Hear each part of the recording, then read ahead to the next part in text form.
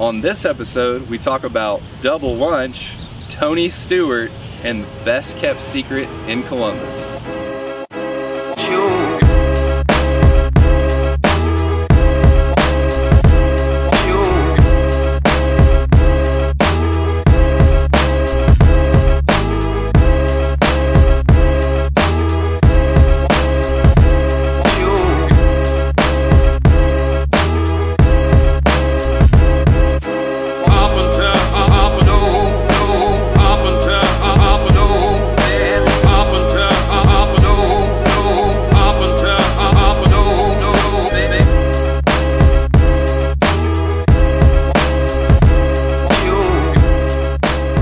What's up, everybody? I want to welcome you to the hashtag Celebrate Columbus show. My name is Josh Burnett, and we're hanging out here at beautiful Donner Park in Columbus, Indiana. Some people call this neighborhood, as my friend George Cockrell does, Sono. So now you know that. Hey, the hashtag Celebrate Columbus show is just my effort to celebrate people, places, and businesses in the Columbus area. And just in case we've never met before, I'm from Columbus, Indiana. I was born and raised here. And I graduated from Columbus East 2006, 10 years ago this weekend. That makes me feel really old, but also it just brings back a lot of great memories of going to school here in town. We are filming here on Friday morning. Not sure exactly when this will be released, but we're getting ready to go into the Memorial Day weekend. There's a lot of exciting things like the 100th running of the Indy 500 and celebrating Memorial Day and all of the people who've sacrificed their lives for our country. Maybe you've been seeing something on Facebook. I've been doing these Mission 22 push-ups every day to just to raise awareness about PTSD. That 22 American soldiers, veterans, every day commit suicide because of PTSD. But anyway, the hashtag Celebrate Columbus show is just my effort to celebrate people, places, and businesses in the Columbus area. And this started out kind of as a blogging thing. I was blogging on Facebook and using a site called medium.com. I now have my own website. Link that up, Aaron, at burnett-collective.com.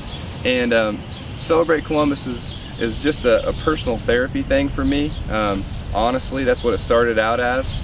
My wife has gone through a lot of health issues, and we moved back into the Columbus area January 1. And we're trying to get her healthy this year.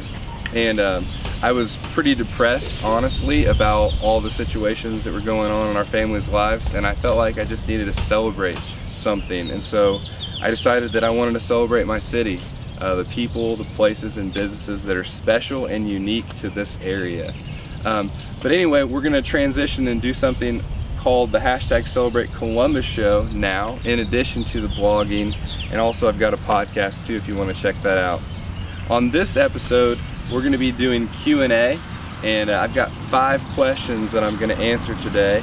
And as my digital mentor Gary Vaynerchuk says, let's get into the show.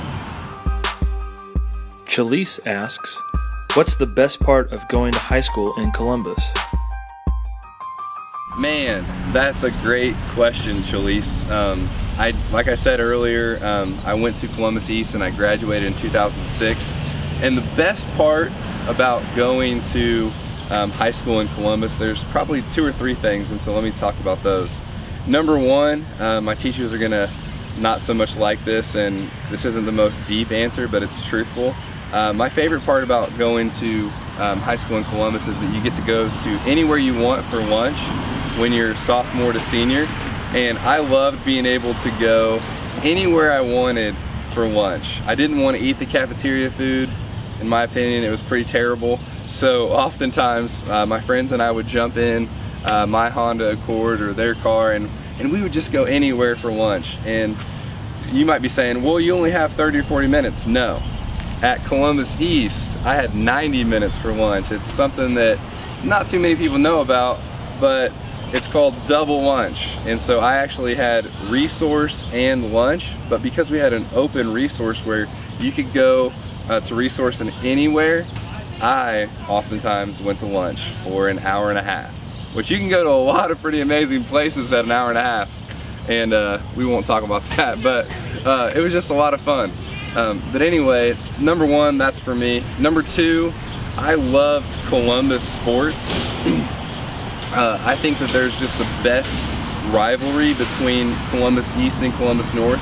And I'm not trying to discount Hauser because we played Hauser a lot, but because Columbus East and Columbus North were such large schools, they often had the best rivalry. And I played baseball and tennis, and so any time that we would be playing sports, it was like my mission in life to beat Columbus North. And you could have the worst season ever, but if you beat North, it was a successful season.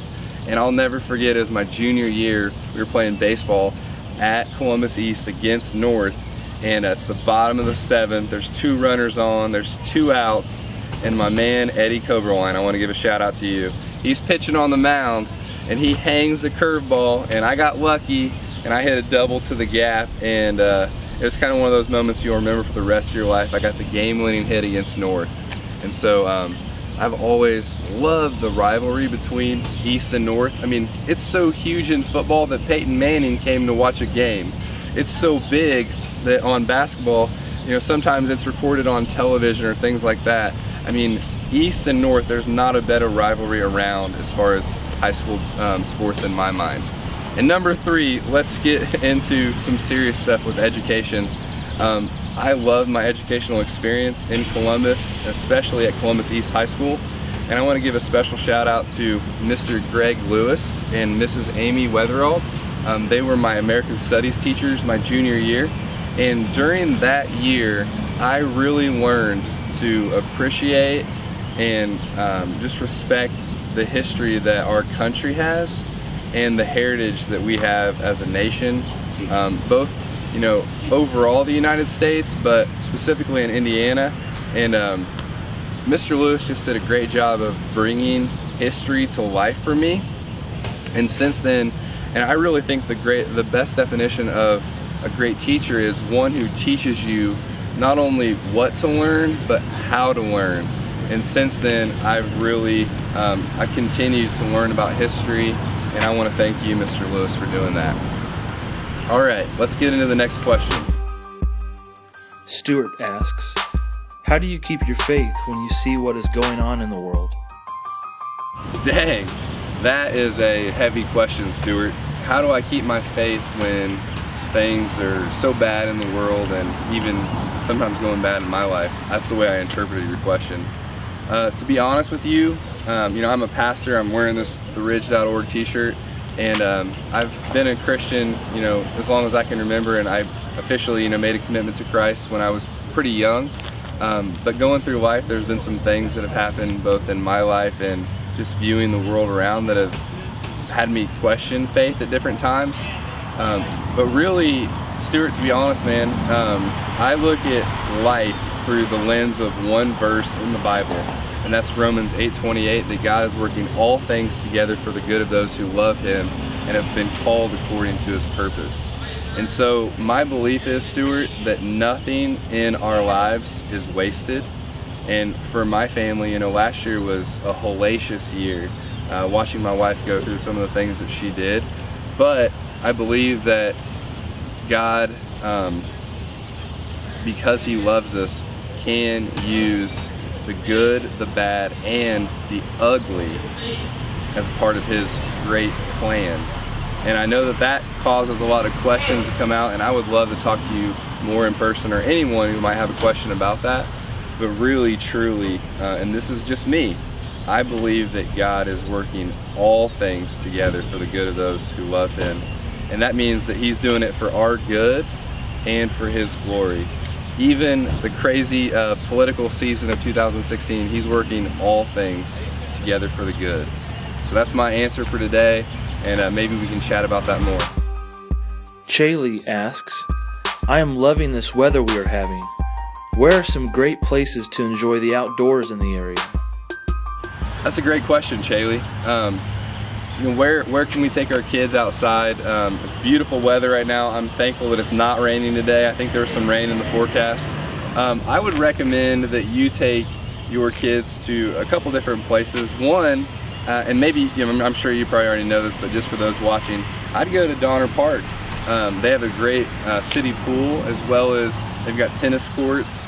They've got a shelter house where you can have a picnic. They've got a great playground for the kids. And now they've even got bikes. They've got bikes that you can ride around, and if you want to rent a bike. They've also got a basketball goal. So Donner Park, it's got a special place in my heart. Also though, not many people know about this place, and so I want to recommend you taking your kids to Mead Village Park, which is kind of just in the north of 31. It's pretty close to where my wife and family, where we live, but we just found out about it. I feel like it's one of the best places that no one really knows about yet. Tony Stewart and a number of people dedicated the playground there, and it's got a zero entry, so anyone you know, differing abilities can use it and have a great time. So I would recommend that, as well as the Kids Commons. That's an awesome place. And right across the street, I would say go to the Commons Mall Playground, or it's not even called the mall anymore, but the Commons Playground is a great place. In my opinion, it's not as cool as the last playground, the one that I grew up on. You know, like they had the nasty carpet, and it had the slide that you would go down that your butt always got shocked. I mean, in my opinion, that was a better playground. But our kids love the Commons Playground, and I would recommend it to you also. One more thing. It's not outdoors, but there's some great programs with art that are going on with Tri-State Artisans. They have great programs for the youth, and so I would recommend this summer taking your kids there, checking it out. See if you can help them continue to develop in their creativity. I know that's a special thing to Columbus and to your family as well. Great question, thanks. Brent asks, if you could only teach one message at a church, where would you want to speak at in Columbus? Brent, you must have known to ask me that question because you know me so well. If I could only preach at one church here in Columbus, where would it be? And this is to say, I mean, like one time, okay? If I could only speak at one church one time for the rest of my life, by far I would pick First Christian Church in downtown Columbus. That place has a really, it just means a lot to my family, the Burnett family. That's where they went to church when they moved from Logansport, Indiana to Columbus. And from the early 60s to, I'm not sure if anyone still goes there today from my family, at least regularly, but First Christian Church just has such a special place in our community, and I've always wanted to just preach one sermon at that church. And I would kick it really old school, and I would go up to, there's like this, I don't even know what you call it, but most people speak in the middle of the stage or somewhere around there, but I would go up to this lofted area that kind of like makes you like you're looking down on everyone. I wouldn't like, you know, get in anybody's face like that, but I would kick it really old school when I would go up in that area and just preach my heart out. And if I could, I hope that one day, you know, I'll probably just rent it out so that I can go and speak to myself or something, but I would love to preach a message sometime at First Christian Church. Thanks for asking the question, Brent. Jess asks, what's Columbus's best kept secret? Jess, we saved your question for the last question because it's the hardest question, but in my opinion, it's going to bring the most value to those who are watching the show. What is the best kept secret in Columbus? It's really tough because I know that you're from the area, and a lot of people that are from Columbus, they know all the cool places to go, the things to see, and different stuff like that. But I feel like everyone can learn something if they're trying to. And so I'm gonna say a couple things. Number one, I would go back to Mead Village Park. That's one of the best kept secrets in Columbus. It's a great place to take your kids to. I heard that it's kind of busy on Saturday, but no one's there during the week, and so I would say that. Number two, I've heard a lot of good things about a local home store called My House, which they've got a lot of great things for your house. That's why they call it My House. And then also, it's starting to get a little bit of attention, but you're gonna hear about it more this fall because House Hunters actually filmed an episode of their show there. There's a place called the Happy Nest.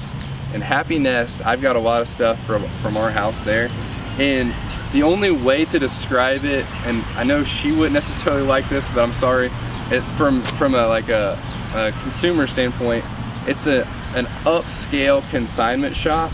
The only thing is, like, each room, they took the old Party Mart and turned it into this work of art, in my opinion. And there's just some amazing things that you can get for your home for a great price. And it's a lot of stuff that you would see on Pinterest and you would think, man, I want to make that. And then you're like, nah, I'd rather just buy it because it's too hard to make. So Happy Nest. And then I'm gonna finish with this. This is the best kept secret in Columbus, in my opinion, because only 2 people know the answer to this. I don't even know the answer. I'd love it if maybe you guys do. The best kept secret in Columbus is, when will Garcia's Mexican restaurant open? Yeah, you like that, don't you? You like that because no one knows. And every year people are asking the question, when is Garcia's gonna open? And no one knows. Not even their children know. It's like the couple, they moved down to Texas, I'm pretty sure, during the off season. And then one weekend they just decide, hey, we're gonna move back to Columbus and open up our restaurant. And people flock from all over to come and eat this Mexican food. And so, if you know a better kept secret than that, you need to come on the show and tell me sometime. But for me today, that's my answer. And Garcia's Mexican restaurant, when is it gonna open? Nobody knows, but hopefully it will soon. Hey, I wanna thank you for joining me on the very first episode of #Celebrate Columbus. Hey, we'll keep celebrating Columbus together and having a great time. Thanks for joining.